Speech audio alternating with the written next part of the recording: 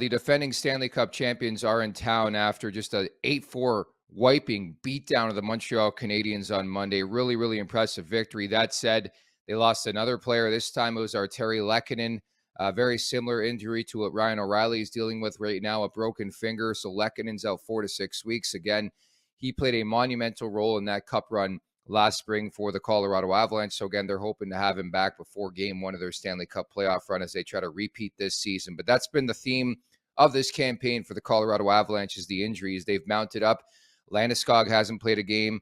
Of course, their captain, Lehkonen, Nichushkin's been banged up. McKinnon's been banged up. Makar's been banged up. Like, you name the player, they've been injured at some point in time this season. So you start to wonder if they're just running out of racetrack in this season in terms of trying to repeat. And it just shows you the wear and tear of playing well into the spring, into June, what it can do to a team when we're seeing right now with the Colorado Avalanche. So as reference, back on New Year's Eve, we all do remember that if we're Leafs fans. Just a great way to finish up a disappointing year in general in 2022, a 6-2 beatdown at Ball Arena. If you remember that game, Michael Bunting had 2 goals. Nylander had 2 assists. It was a really, really strong outing for the Leafs and Sheldon Keefe and company to finish up the year, especially coming off that loss, I believe it was, to the Arizona Coyotes, to bounce back, get that win in Colorado, a measuring stick game. Whether teams admit it or not, they're fired up. They're good to go.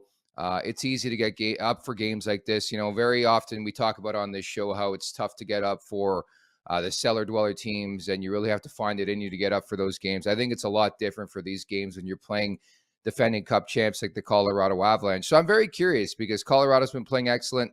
They have 63 goals in the last 17 games. So I think from the PointsBet Canada point of view, if you want to look at something, potentially it's the over.